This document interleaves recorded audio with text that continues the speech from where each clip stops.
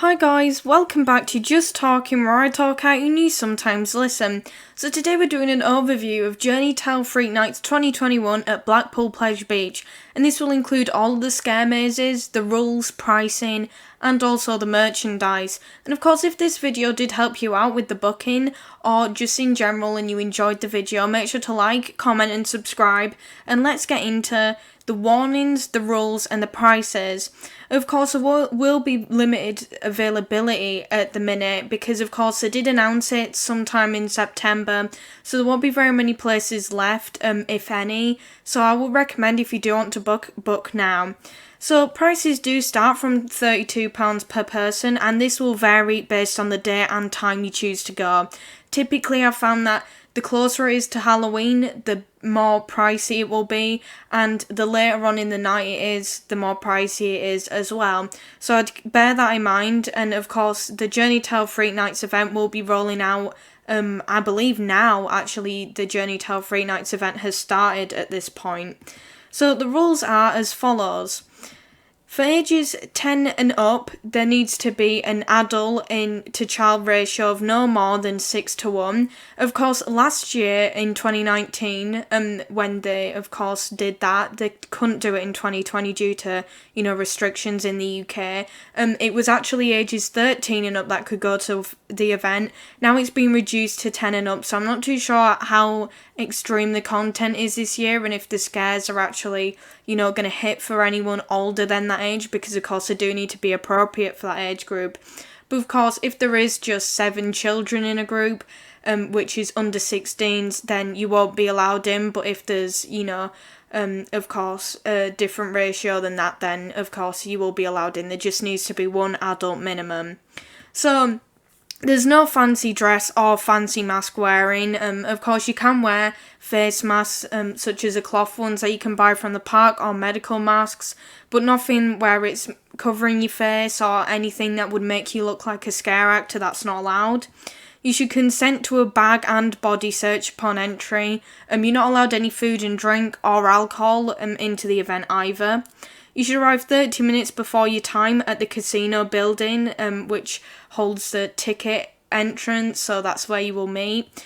The event will last for 90 minutes, although the Devil's Gate area will be open for entertainment, drinks and food, and that's located in the hub area, which they've themed up quite nicely for the event too. So the main warnings do include loud noises and flashing lights, clowns, tight spaces and stairs, blackout hoods and actor-to-guest contact. Of course, there is also some swearing in there as well, and of course some, not like nudity, but of course some costumes which are slightly revealing. So if you do have any issues with that, then, maybe give this one a miss. And you should also be able to ride the 4 attractions which are included, that is the Ghost Train, River Caves, the big one, and also Icon. So let's get into some of the mazes. The first one is the Legend of the Cursed River Caves. Of course, the layout of these mazes may change, as in you might not do it in the order that I say it or in the order that it says on the website. So, it is very temporal. You might not do it in a certain order. So just bear that in mind when you go to the event. So the story goes that an evil sorceress has cursed the caves, and you only have one terrifying destination, and there are demons there to curse your soul. Of course, this is not really changing the interior of the river cave, so don't worry if you're going through the day and thinking that it's going to be changed. But of course, this is a pretty nice story to it, and I'm assuming that the terrifying destination is sort of like the hellish area where all these creatures are, and of course there will be the demons along the way. So you are led under limited light through the ride, with all areas being dark. Of course, this is personally my absolute favourite idea for a maze that they have out of this whole thing, possibly more so than Hell Tunnels. I just love to be able to see the lit up dinosaurs at the side in just very low light. I just feel like it'd be really ominous and creepy, and I feel like it's a really great idea, and then adding in the actors really makes it something else. And of course, along the journey, you will find some actors depicting various creatures and demons, which will be, of course, reaching from the depths of the ride, because, of course, the full ride is basically on water, so there isn't too many solid grounds for any actors to hide on, especially in the low light. So I'm not too sure where they're placed or which sort of creatures are depicted. So I'm not exactly too sure on that, but I'm assuming it links to the area that you're in, such as maybe some cavemen jumping out in the dinosaur area, and maybe some mummies in the Egyptian area, so I'm not too sure on that. So then we have the Hell Tunnels. The maze is set in the underground tunnels of the park. This also featured in the 2019 edition. It's said that a beastly rabble of survivors lurk beneath the park, feasting on despair and fear. Although, guests should not trail behind, for they don't just feast on fear, which I'm assuming is suggesting that, of course, there will be personalised scares, and it will be different for every single group, which I think is a decent idea. And of course, I do like how the Pleasure Beach is playing around with different characters as well.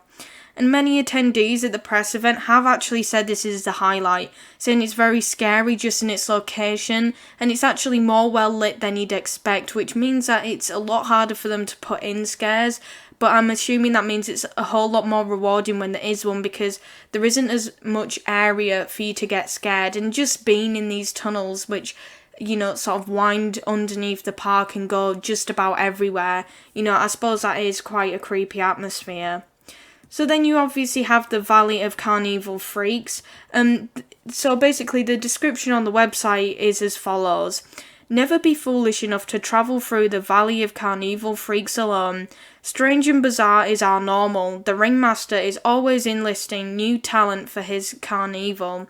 So, of course, I do believe this is actually the maze itself, by where the Big Dipper exit is, by the train station, which leads out onto a road, which I'm not too sure how that really works, but, it's like a car park area, because the old clown sort of entrance is on that section, and of course this maze will feature circus-themed performers with a dark creature-like twist, and also loud noises, usual creepy darkness, and some clowns.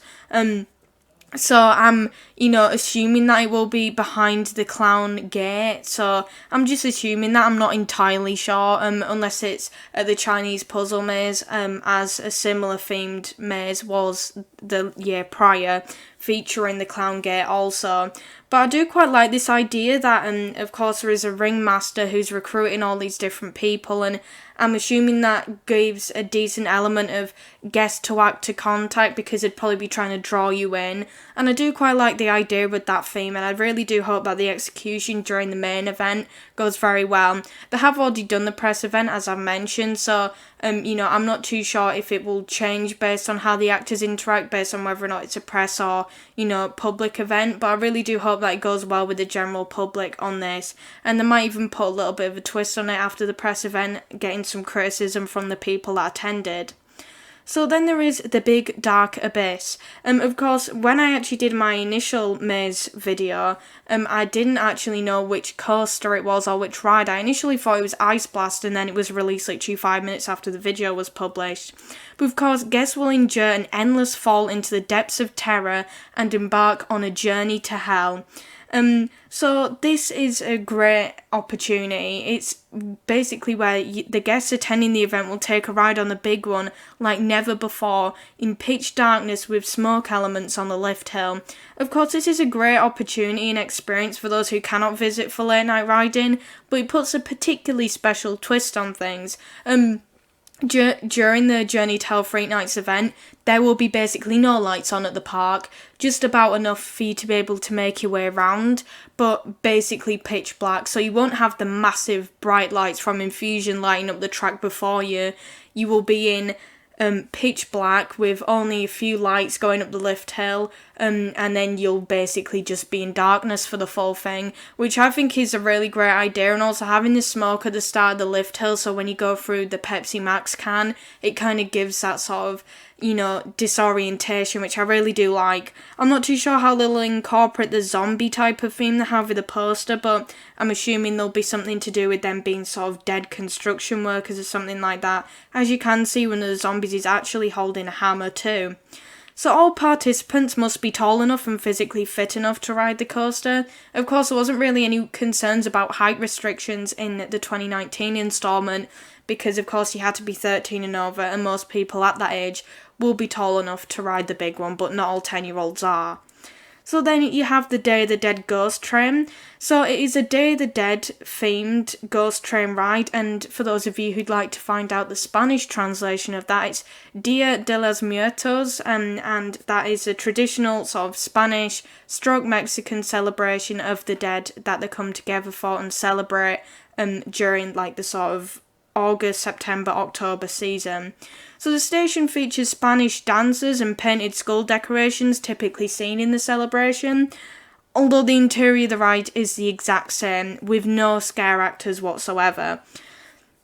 Many believe this is for health and safety reasons, which in my opinion is understandable. It is a very tight-knit ride. When you're going around corners, there isn't very much space for anyone to stand, and it's quite a tight space, so I can understand that. And also theming it to Day of the Dead would be quite hard as well, because it's got so many different scenes depicting the different horror genres in books and films and TV shows, so I can understand it not having too much else.